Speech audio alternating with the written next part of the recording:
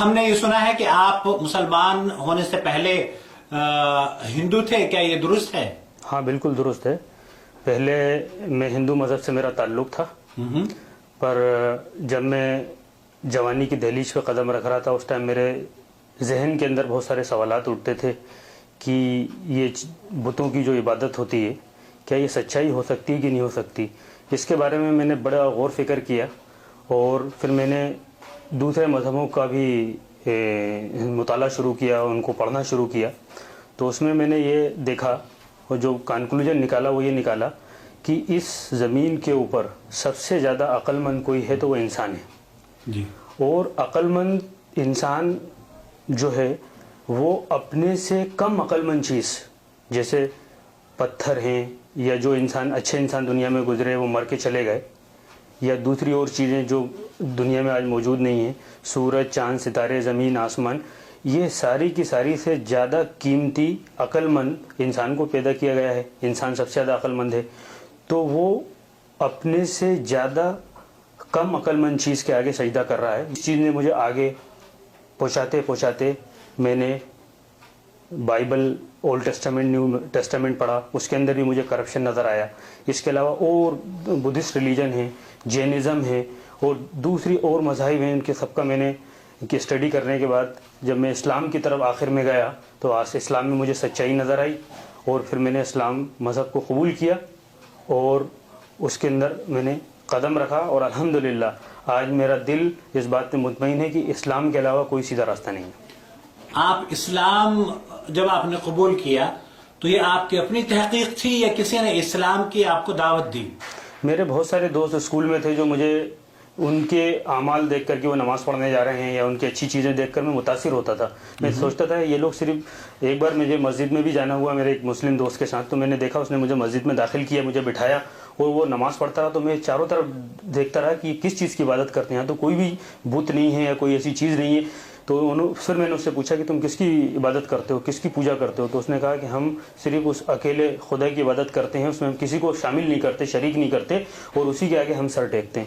تو اس چیز نے بھی مجھے بڑا متاثر کیا. اس کے بعد میں نے اس سے کہا مجھے آپ بتائیے مجھے اگر اس کا ادھین کرنا ہے، اس کے بارے میں مجھے نالج حاصل کرنا ہے تو میں کیا کروں؟ تو اس نے مجھ سے کہا کہ قرآن جو ہے ہمارے محمد آخری پیغمبر ہیں، ان کی اوپر جو کتاب اوترت ہوئی ہے، نازل ہوئی ہے، وہ کتاب کو آپ پڑھیں، آپ کو اس کو سمجھ میں آئے گا. پھر میں نے اس کو ہندی میں ترجمہ لا کر پڑھا. اللہ نے میرے دل اور دماغ کو بالکل حق کی طرف مائل کر دیا اور الحمدللہ آج میں خوش ہوں کہ مجھے سیدھا راستہ مل گیا. الحمدللہ، اللہ تعالیٰ آپ کو استقامت عطا فرمائے. آپ نے جو یقیناً اسلام کو قبول کیا ہے وہ جذبہ یا وہ قدم قابل مبارکباد ہے. اللہ رب العالمین آپ کو قبول فرمائے اور استقامت عطا فرمائے. یہ فرمائیے کہ جب آپ ہندو تھے، ہندو مذہب کے کس فرقے سے آپ کا تعلق تھا؟ ہندو مذہب میں میرا تعلق جو تھا برہمن خاندان سے میں تعلق رکھتا تھا اور ہم لوگ اپنا سرنیم کنوجیا لگاتے تھے. تو میرا پرانا نام BL کنوجیا تھا، بہاری لال کنوجیا. اور اب میں جب اس کے اندر داخل ہوا اسلام کے اندر تو اب میرا نام محمد فاروق ہے. آپ جب ہندو سے مسلمان ہوئے، آپ نے چونکہ آپ اسلام میں داخل ہوئے تھے تو کیا ہندو مذہب کے جب آپ نے توبہ کی کیا کچھ پریشانیوں کا سامنا آپ نے کیا؟ بہت ساری پریشانیوں کا مجھے سامنا کرنا پڑا کیونکہ جس مذہب کے اندر آدمی ہوتا ہے تو اس کا تعلق صرف اس شخص کا صرف مذہب سے ہی نہیں ہوتا. میرے ماں باپ، میرے بھائی بہن جو اسی مذہب کو فالو کرتے چلے آ رہے ہیں، ان کے بیچ میں انتشار پیدا ہو گیا کہ میرے پر بہت سارے شک کیے گئے کہ ہو سکتا ہے کسی لڑکی کے چکر میں یہ مسلمان ہوا ہو اور کسی نے اس پہ جادو ٹونا کر دیا ہو. تو مجھے بہت ساری پریشانیوں کا سامنا کیا. مجھے گھر والے بہت بڑے بڑے باباؤں کے پاس لے کر گئے اور انہوں نے مجھ پہ جھاڑا پھوکی کری، بہت ساری چیزیں کری. انہوں نے کچھ راکھ مجھے کھانے کے لیے پینے کے لیے دی. سب چیزیں میں نے اپنے ماں باپ کا دل نہیں توڑا. میں نے جو بھی مجھے اس وقت قرآن یاد تھا کہ جب آدمی کو قرآن یاد ہوتا ہے اس کے دل کو کوئی بھی چیز نہیں بدل سکتی. جب اللہ جس شخص کو ہدایت دے دے, سیدھا راستہ بتا دے, اسے کوئی چیز بدل نہیں سکتی. تو الحمدللہ مجھے ماں باپ جہاں بھی لے جاتے تھے میں ان کے ساتھ جاتا تھا. جن لوگوں سے انہوں نے میری ڈیبیٹ کرائی ان لوگوں سے میں نے ڈیبیٹ بھی کری اور ہر جگہ میں نے فتح حاصل کری الحمدللہ. انہوں نے جو کچھ مجھے پینے کھانے کے لیے دیا میں نے ان کے سامنے بسم اللہ کر کر اور جو یہ قرآن یاد تھا اس کو پڑھ کر میں نے کھایا. الحمدللہ کچھ نہیں ہوا. آج میرے ماں باپ مطمئن ہے کہ میرا لڑکا سیدھے راستے پر ہے. میں ان کے سارے حقوق ادا کر رہا ہوں جو پہلے نہیں کرتا تھا, جو اسلام نے مجھے بتایا کہ تمہارے ماں باپ پہ تمہارے حق ہے, اگر وہ اسلام قبول نہ کریں تب بھی ان کے ساتھ آپ اچھا معاملہ کرو. تو میں نے ان کے حقوق پورے کرنا شروع کر دیے. تو میرے ماں باپ آج مجھ سے بہت زیادہ محبت کرتے ہیں. آپ کے اہل خانہ میں سے والدین میں سے کسی نے اسلام قبول نہیں کیا یا کسی اور رشتہ دار نے؟ ابھی میرے رشتہ داروں میں سے کسی نے قبول نہیں کیا. میں ان کے سامنے حق بات رکھتا ہوں, حق بات تسلیم بھی کرتے ہیں کہ آپ حق پر ہو, صحیح راستے کے اوپر ہو. پر میں اس بات کا انتظار کر رہا ہوں کہ ہدایت تو اللہ کے ہاتھ میں ہے. انسان کا کام ہے کہ اس کو حکمت کے ساتھ دعوت پہنچا دینا. تو ابھی نہ وہ ساری زمین نرم ہو رہی ہے. میں دھیرے کوشش کر رہا ہوں, دعائیں کر رہا ہوں, مکہ میں دعائیں کر رہا ہوں میرے ماں باپ کے لیے, اللہ ان کو سیدھے راستے پر لے آئے تاکہ ہم سارے کے سارے لوگ ایک ساتھ جنت میں جائیں. آپ کیا شادی شدہ ہیں؟ جی ہاں, میں شادی شدہ ہوں ماشاءاللہ. میرا ایک بچہ ہے ابھی. آپ کی اہلیہ کے بارے میں کیا, وہ بائی برتھ مسلم ہے یا نہیں؟ وہ بائی برتھ مسلم ہے اور ان کا تعلق ان کے ابا جو تھے وہ دیوبند کے بڑے علماؤں میں سے ہیں. اور ماشاءاللہ یہ ہے کہ اب میں نے اپنی بیوی پہ بھی کام کیا ماشاءاللہ. ان کے سامنے حق رکھا اور ان کے سمجھ میں آیا اور انہوں نے ماشاءاللہ حق کو قبول کر لیا ہے. اور الحمدللہ ان کے ابا کا انتقال ابھی 1 سال پہلے ہوا ہے.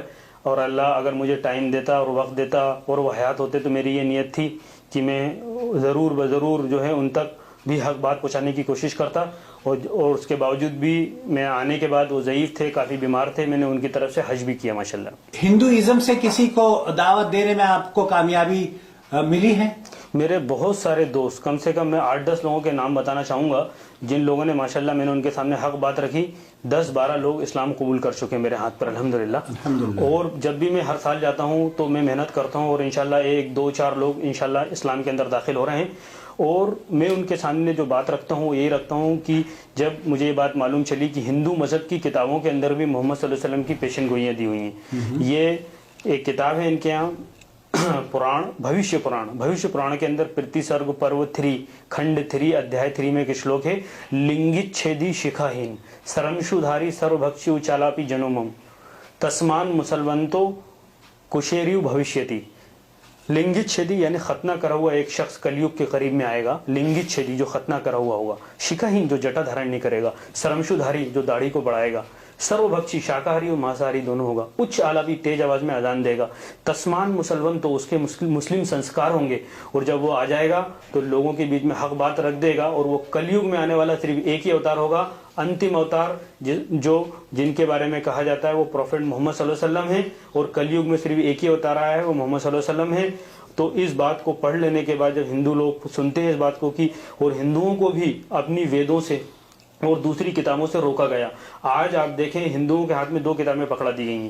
ایک تو مہابھارت پکڑا دی گئی ہے اور ایک ان کے میں گیتا پکڑا دی گئی ہے. یہ مہابھارت کا پارٹ ہے.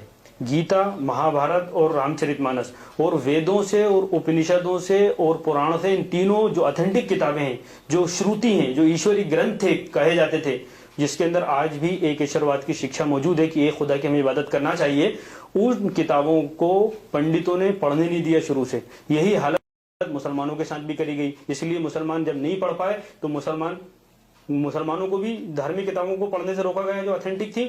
تو مسلمان کہاں جانے لگ گئے؟ مسلمان قبروں پر جانے لگے, مسلمان بزرگوں کے چکر میں, مسلمان لوگ تعویذوں کے چکر میں, ان بدعت و شرک میں پڑ گئے. کیوں؟ کیونکہ جب وہ اتھینٹک چیزوں سے روک لیے جائیں گے اور ان کو ان کے علماؤں نے اس طرف راغب کیا, لوگوں نے مسکنسیپشن کریٹ کرے کہ صاحب آپ کا کام ہو جائے گا, جب فلاں تعویذ لے لو آپ, جبکہ ہمارا حل قرآن اور صحیح حدیث و صحابہ کی زندگی میں. یہی بات میں ہندوؤں سے بھی کہنا چاہوں گا کہ ہندو لوگوں کو بھی ان کی دھارمک کتابوں سے روکا گیا.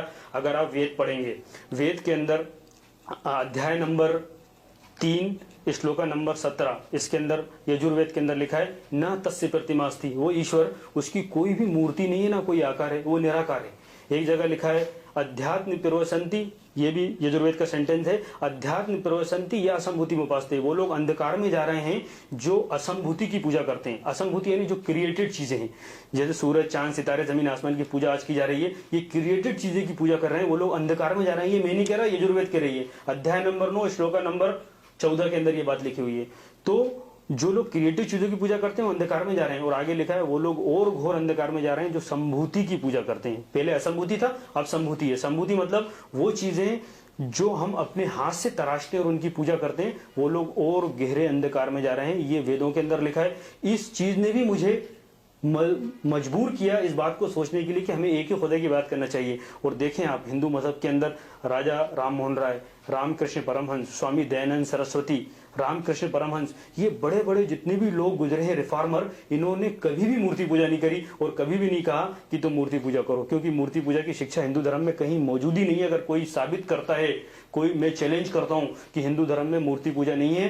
हिंदू धर्म के अंदर एक खुदा की इबादत करना है, और जब वो सच्चा हिंदू है, वो शख्स सच्चा हिंदू है जो इस बात को सोच ले कि हमारी किताबों में एक आने वाले आखिरी अवतार का जिक्र है, तो वो जब तक हिंदू बन ही नहीं सकता जब तक वो आखिरी अवतार को ना मान ले, जिनका कलयुग के लिए मोहम्मद सल्लल्लाहु अलैहि वसल्लम का नाम मैंने ये श्लोक पढ़ के आपको बताया। वीडियो के नीचे सब्सक्राइब के बटन पर क्लिक करें, बेल के आइकॉन पर क्लिक कीजिए ताकि हर नई वीडियो की नोटिफिकेशन आपको